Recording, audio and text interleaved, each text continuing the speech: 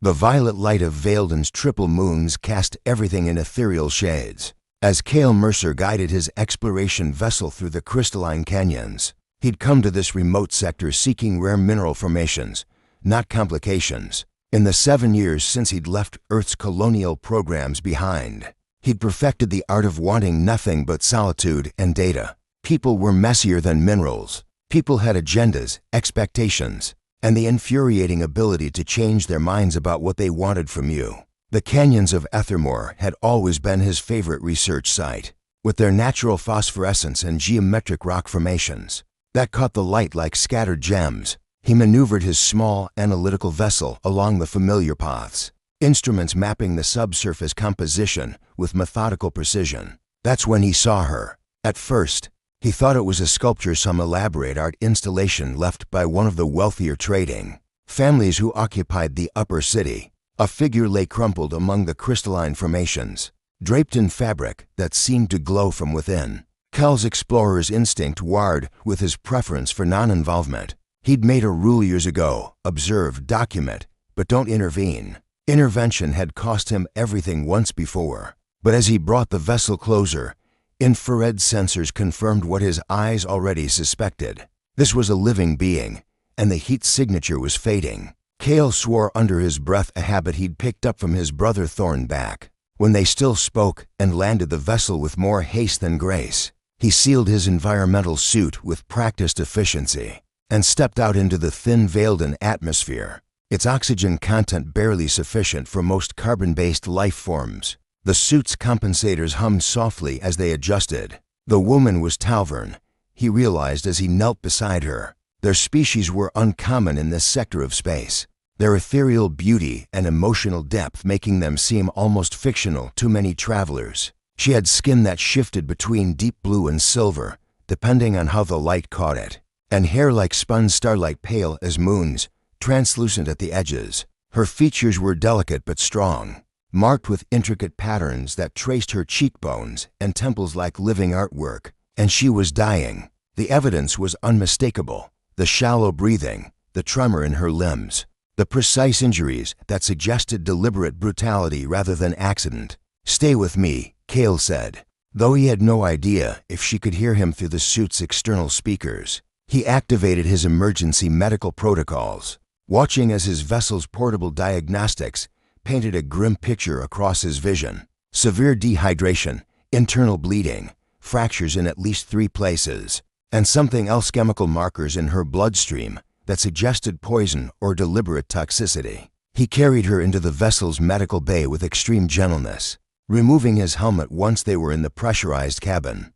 The recycled air was stale compared to the alien atmosphere, but the temperature control kicked in, warming the space for her particular biological needs. His vessel wasn't equipped for complex medical procedures, but it had the basics. He set up for lines with supplies that weren't perfect but would have to suffice, ran pain management through her system, and waited. She regained consciousness for hours later, her eyes fluttering open in the soft glow of his medical console lights. For a moment, she simply stared at him, her violet eyes clear and alert, now processing his unfamiliar human features with what looked like fear. "Easy," Cale said, keeping his voice low and steady. "You're in my medical bay. You were abandoned in the canyons. The injuries are severe, but stable. I don't think anything is permanently damaged. Who are you?" Her voice was like crystalline chimes, beautiful but fractured with pain and confusion. "My name is Cale Mercer. I'm an independent explorer working in the sector. I found you and brought you here. Can you tell me your name?" She tried to sit up, realized the mistake immediately as pain bloomed across her face, and fell back against the medical bed. When she spoke again, her voice was barely above a whisper. Serafini Talvern." She closed her eyes. "You shouldn't have brought me here. You should have left me. They'll come looking for me, and when they find me with you, who?" Cale pulled up a chair, settling in for what he suspected would be a long conversation. "Who did this to you?" Seraphine's jaw tightened, and for a long moment, he didn't think she would answer. The medical monitors tracked the spike in her stress hormones, the quickening of her heart rate. She was afraid, genuinely terrified in a way that went beyond physical pain. "My betrothed," she finally said, Riven Kos, he's a merchant baron, enormously wealthy and politically connected throughout the outer territories. My family arranged a union to consolidate trade routes and political power. It was supposed to be a glorious match. Her violet eyes opened, fixing on his with an intensity that made something shift in his chest. I refused. You refused a marriage? Kale felt something like admiration stir in him. That kind of defiance, especially for someone of her apparent status, must have taken extraordinary courage. Not just any marriage, Serafini continued, and now her voice took on a different quality, resolute, despite the pain. A marriage to a man complicit in slavery operations throughout the sector. Riven presents himself as a legitimate merchant, but he profits from human trafficking, forced labor contracts, and the exploitation of underdeveloped colonies. I have proof, evidence that connects him to the colonial authority officials, who've been turning a blind eye to these operations in exchange for bribes. Kale felt something cold slide down his spine. The colonial authority, that was the organization he'd fled from, that had tried to shape him into something he couldn't be, that had taken his brother and made him a servant to their expansion ideology. How do you have this evidence? He asked carefully. My family has resources, Serafini said. Spies, informants, connections. My father suspected Riven's activities long before I did. He gathered documentation, encrypted files, testimony from victims. He was planning to take it to the Galactic Council to expose everything. But before he could, she trailed off, pain crossing her features. He died, an accident, they said. His flyer malfunctioned over the crystalline sea. Very convenient timing. And your family decided to push forward with the marriage anyway?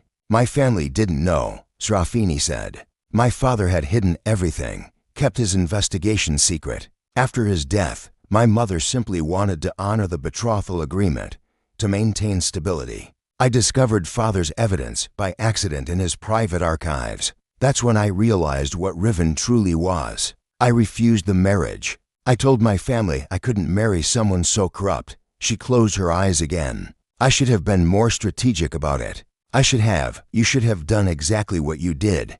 Kale interrupted quietly. You stood up for what was right. And this is what standing up for what's right looks like. Serafini said bitterly, gesturing to her broken body. Riven didn't take the refusal well. He came to me 3 nights ago. Told me this was traditional punishment for a woman who refused her betrothed and Kos family. Culture. He said if I wouldn't marry him, he'd ensure no one else would want me either. He used something, a mixture of chemicals that induces pain and hallucinations. He left me in the crystalline gardens bound with metal wire. The intention was clear. I would either die there or I would emerge so damaged, so broken, that I'd be forced to accept any terms he offered just to end my suffering. Kale felt anger rising in him, fierce and hot. The man is a monster.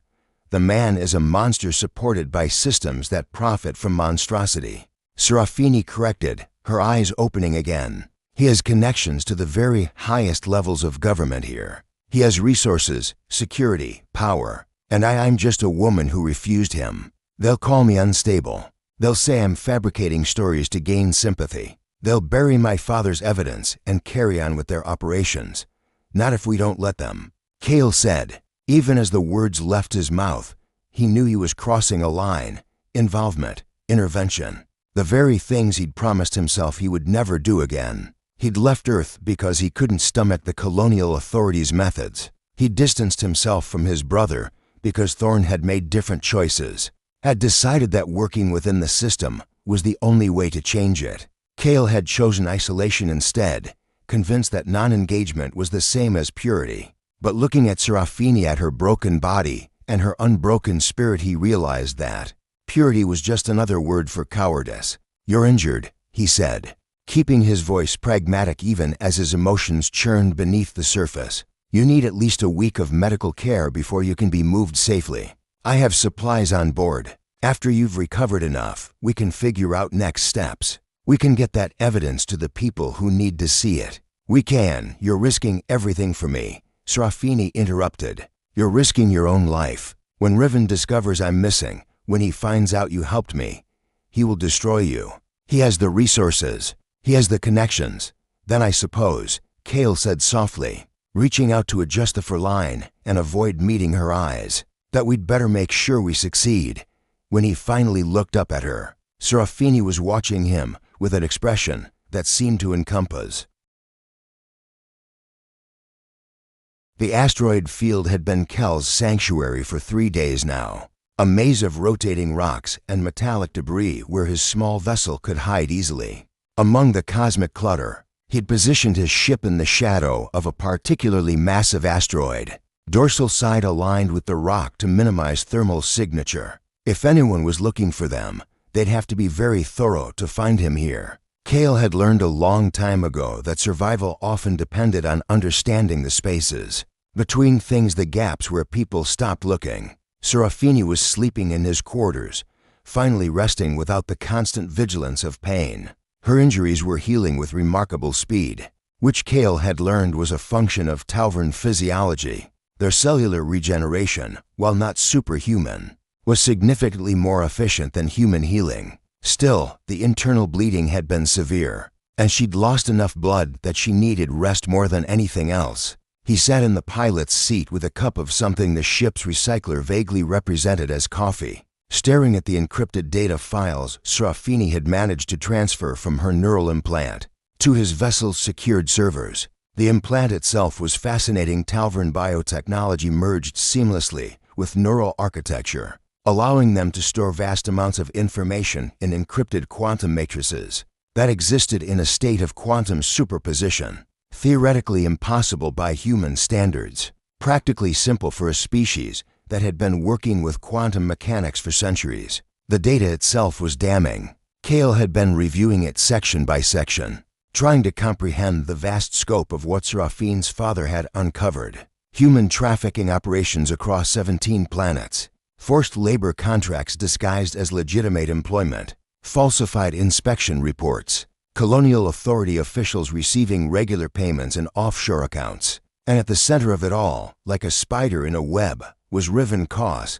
But there was more, something deeper that made Kel's skin crawl every time he accessed those files. Connections between Riven and someone high up in the colonial authority itself, someone with the authority to suppress investigations, to silence whistleblowers, to ensure that atrocities continued uninterrupted. Someone Kale recognized, his brother's commanding officer, Colonel Vestini, the man who'd tried to recruit Kale before he'd walked away from the entire system. "You're thinking very loudly," a familiar voice said from behind him. "I can hear it in the way you're breathing." Kale turned to find Serafini emerging from the corridor that led to his quarters. She was wearing one of his shirts, oversized on her delicate frame, the fabric a pale cream color that contrasted beautifully with her silver blue skin. She'd washed the dirt and blood from her hair, and it fell around her shoulders in waves of crystalline pale light. She looked fragile and strong simultaneously, her violet eyes alert and aware. "You should be resting," he said, though he made no move to stop her from settling into the co-pilot's seat with careful precision. "I've been resting for 3 days," Serafini replied. "My body is healing. My mind is going mad with inactivity." She glanced at the data streaming across his screens. "You found something." It wasn't a question. Kale had learned that Serafini was intuitive in ways that went beyond simple observation. She read people the way he read data, finding patterns in behavior and expression that most people missed entirely. "Your father was thorough," he said finally, almost too thorough. He didn't just document Riven's operations. He traced the connections all the way up the chain. This isn't just about a criminal merchant baron abusing power for personal profit. This is systematic corruption at the highest levels of colonial government. He pulled up a specific file, showing her a series of financial transactions and communication logs. "Your father identified 12 colonial authority officials receiving regular payments from shell corporations that Riven controls. But more than that, he found evidence that these officials were actively suppressing investigations into Riven's activities. When local authorities started looking too closely, these officials would make the inquiries disappear. Evidence would go missing. Witnesses would recant their testimonies."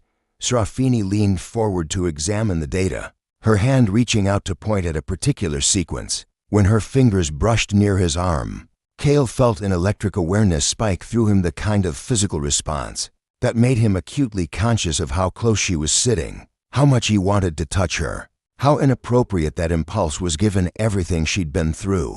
He forced himself to focus. "This name," Srafini said, pointing to a designation that appeared repeatedly in the encrypted logs. "Veskal. What does that signify?" Kel's jaw tightened. "It's a colonial authority designation. VES for the commanding officer's initials. In this case, Colonel Vestini. He's the regional military administrator for this entire sector." "And is Colonel Vestini someone you know?" Srafini asked. There was no judgment in her voice, just curiosity, and perhaps something else, understanding, maybe, or sympathy. "My brother works for him," Kale said quietly. "Thorn is a captain in the Colonial Authority military apparatus. He's been with Vestine's command for 5 years now. When I left Earth, when I refused to join the Colonial Expansion Program, Thorn thought I was abandoning him. He chose a different path. He decided that working within the system was the only way to change it." Kale paused, remembering conversations with his brother that had ended in argument and mutual incomprehension. "I thought he was naive. He thought I was self-righteous, were you?" Srafini asked gently. "Self-righteous, I mean?" Kale considered this with the kind of honesty he usually reserved for his most private thoughts. "Probably," he admitted. "And he was probably naive too. The truth usually lies somewhere in the middle, doesn't it? But that middle ground doesn't exist for people like us. Either you're complicit in the system, or you're completely outside it. Until now," Srafini said. "Until you chose a third option. You're working against the system, but you're not outside of it. You're using your knowledge of how it works to fight it." Before Kale could respond, the communication system chimed with an incoming message. Not on any standard frequency, this was coming through a private encrypted channel that only a handful of people in the galaxy possessed the encryption keys for. Kel's heart rate spiked. Only one person had access to this frequency besides him. He activated the comm, and a moment later, a face materialized on the screen. Thorn Mercer looked older than when Kale had last seen him 2 years ago. His features were sharper, more angular, marked by the weight of command and responsibility. But his eyes were the same, that distinctive amber color they'd inherited from their mother, with the same intensity that had always made Thorn unsuited to deception. "Hello, brother," Thorn said, his tone carefully neutral in a way that suggested considerable effort. "I was wondering when you'd finally get around to stealing classified military data." Kel's stomach dropped. "How did you find you? Locate your signal?" "I have access to military tracking systems, Kale. When someone on Vailden reported a missing noblewoman and property damage at a merchant baron's estate, and then that same merchant baron started throwing significant resources into finding a small civilian vessel. It wasn't hard to connect the dots." Thorn leaned closer to his camera, and Kale could see the tension in his jaw. "What wasn't hard was identifying whose vessel it was. You, predictably, didn't bother changing your ship's registration codes. Of course you didn't. Changing them would suggest you were hiding something." "I am hiding something," Kale said flatly. "Or rather, I'm hiding someone. Someone your commander has a vested interest in silencing." Thorn's expression flickered with something that might have been surprise. "You've accessed the files. Srafine's father documented everything. Your Colonel Vestini is up to his neck in operations that would make your eyes bleed, Thorn. Human trafficking, forced labor, sexual slavery, weapons dealing to hostile entities. And the Colonial Authority has been actively suppressing investigations and protecting Vestine's co-conspirators." For a long moment, Thorn said nothing. On the screen, Kale could see his brother struggling with something, his fingers drumming against his uniform in a habit from childhood that emerged whenever Thorn was processing complex emotions. "I know," Thorn finally said quietly. The two words hung in the silence between them. "You know," Kale repeated, something cold and bitter rising in his throat. "You know, and you're still serving him? You're still—" "I'm trying to dismantle it from the inside," Thorn interrupted, and now his voice carried an edge of desperation that made Kale pause. "I'm not a loyal officer in Vestine's command structure, Kale. I'm a mole. I've been gathering evidence for the past 2 years, working with contacts in the Galactic Council's investigative division to build a case that Vestini can't make disappear. I'm not complicit. I'm undercover." Serafini made a soft sound beside Kale, and he realized she'd been listening to the entire exchange. When he glanced over at her, he saw understanding in her violet eyes and something like respect. "Prove it," Kale said to his brother. "I can't," Thorn replied. "Not in any way that would satisfy you, because you don't trust the system and you don't trust me. But I can tell you that your friend Serafini Lady Varen, correct, is in." The safe house revealed itself only after Kale entered the precise coordinates Thorn had provided, a sequence of numbers that seemed to correspond to empty space until suddenly they didn't. A cloaking field, ancient and almost undetectable by standard sensors, shimmered away to reveal a structure that seemed to have grown organically from the bedrock of a small moon. The architecture was distinctly Talvernal, flowing curves and crystalline elements that caught the local star's light and refracted it into subtle rainbows across the stone. "My people built this," Serafini whispered as Kale guided his vessel toward the landing platform. "Before the colonial authority arrived, before everything changed, it was meant to be a sanctuary, a place of learning and communion with the old magics." "Old magics?" Kale asked, though he kept his attention on the delicate landing sequence. The platform was beautiful but small, clearly designed for vessels much smaller and more elegant than his utilitarian explorer's craft.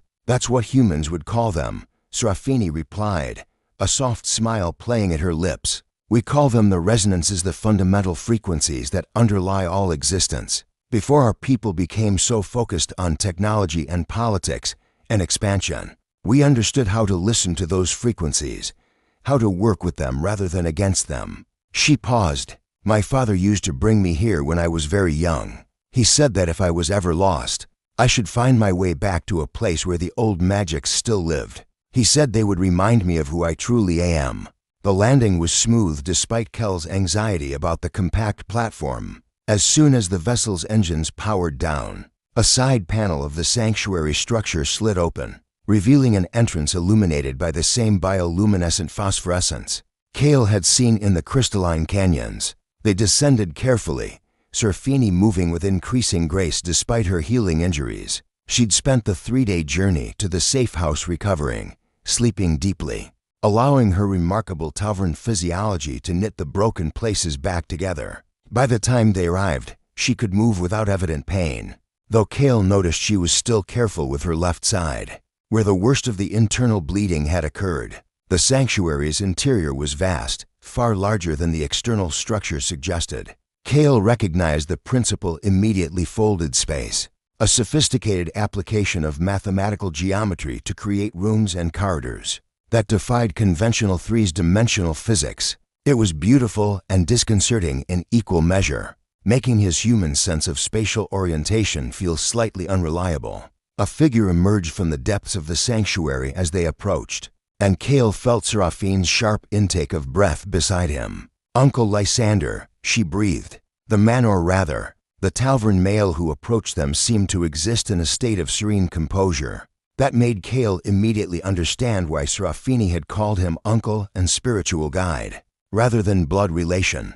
Lysander was older, his blue skin marked with silver patterns that suggested both age and profound wisdom. His white hair, similar in color to Serafini's, but longer and arranged in elaborate braids threaded with metal wire, seemed to move with its own intentional grace. "My child," Lysander said, and his voice held the deep resonance of something fundamental like the hum of a temple bell, or the frequency of the earth itself. "You've returned to us, and you bring a human. How unexpected, how absolutely necessary."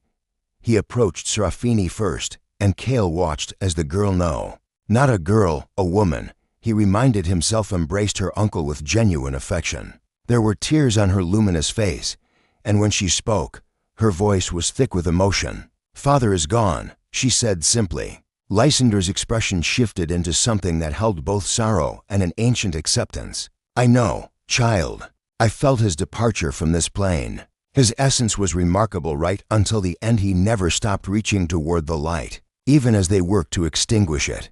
Lysander turned to regard Kale with eyes that seemed to see far more than mere physical form. "And you are the human who has chosen to stand with our Serafini. You understand what she carries, What she must do. I understand that she carries evidence of corruption, Kale replied carefully, aware that he was being evaluated in ways he might not fully comprehend, and that she's trying to protect her people from exploitation. A simplified understanding, Lysander said, but not incorrect. Come, there is much you both must see, much you must understand before you proceed further toward your destiny. He gestured for them to follow deeper into the sanctuary. The chambers they passed through revealed themselves gradually, each one seeming to serve a different purpose. Gardens of crystalline plants that seemed to grow without light, repositories of knowledge carved into walls in the flowing Talvern script, meditation chambers with acoustics so perfect that a single note seemed to encompass infinite layers of harmonic resonance. Finally, they reached a chamber that made Kale stop in his tracks. It was vast, cathedral-like in its proportions, but the most striking feature was the object that occupied its center. It resembled Seraphine's description of her father's neural implant technology, but magnified to impossible scales. A lotus-shaped device that must have been 20 meters across, constructed of materials that seemed to shift between crystalline transparency and metallic solidity depending on how the light struck it. The heart of Vailden, Lysander said, his voice carrying profound reverence. The consciousness engine that your people created in the age before the current cycle, when we still understood ourselves as caretakers of planetary resonance, rather than mere inhabitants. What does it do? Kale asked, his scientific mind struggling to comprehend the device's function, based purely on form and aesthetic. It listens, Lysander replied. It listens to the fundamental frequencies of our world, to the suffering and joy of every living creature that dwells upon Vailden. When properly activated, when someone attuned to the old frequencies channels their consciousness through it, the device amplifies those resonances. It can create fields of protective energy, disrupt hostile technologies, even reach across the void to communicate with our people scattered across the galaxy. And the activation? Serafini asked quietly. The legend my father told me, about the price? Lysander turned to face her fully, and his expression held something that might have been pity or might have been love. In its deepest form, the activation requires a member of the royal bloodline, one who carries the hereditary connection to the planet's frequency matrix. Your father was such a one, though he never chose to activate the heart. He gathered his evidence instead, believing that truth and justice would be sufficient to end the corruption. He was wrong. Lysander paused. And you, child, carry that same heritage. The question now is whether you are willing to pay the price that activation demands. What price? Kale found himself asking, though he already knew the answer would be something profound and terrible. The consciousness of the one who activates the heart becomes partially bound to it. Lysander explained. For a time afterward, weeks, perhaps months, they exist partially in the amplified state, their consciousness stretched across their people, feeling everything that every Talvern on every world experiences. Pain, joy, despair, hope, all of it at once, all the time. It's profoundly disorienting, traumatic even, for those unprepared for it. Most who undergo the activation require extensive recovery afterward, and there's no other way. Kale asked, not bothering to hide the anguish in his voice. He was already computing scenarios in his mind, calculating ways around this requirement, and finding none. There's always another way, Lysander replied. We could attempt to take the evidence you carry to the Galactic Council without activation of the heart. We could trust in the legal systems and political structures of a galaxy that has proven repeatedly that it cares little for the suffering of my people. We could accept that your father's death, that Seraphine's torture, that the enslavement of thousands will go unavenged and ultimately unpunished. Those are alternative ways, his gaze fixed on Serafini. But they are not the ways that honor your father's legacy or the strength of your own spirit. Serafini was silent for a long moment, her violet eyes fixed on the heart of Vailden. When she finally spoke, her voice was steady and certain. When must this happen? Not immediately, Lysander said. The activation requires preparation, meditation, and spiritual alignment. The heart must recognize the one who seeks to activate it, and they must truly understand what they're accepting. I would suggest 2 days, perhaps 3, of contemplative practice. communion with the old frequency patterns, familiarization with the sensation of expanded consciousness. And then, Serafini asked, and then you will enter into communion with the heart, and through it, you will broadcast your Father's evidence to every tavern on every world. The network of consciousness that connects our people will carry your message beyond what any conventional communication system could achieve. The evidence will reach not just the Galactic Council, but every individual member of our species. They will know the truth. They will feel it through you. Lysander turned to Kale now. And you, human, what will you do during this time? Whatever she needs, Kale replied, the words emerging before he could censor them for political correct.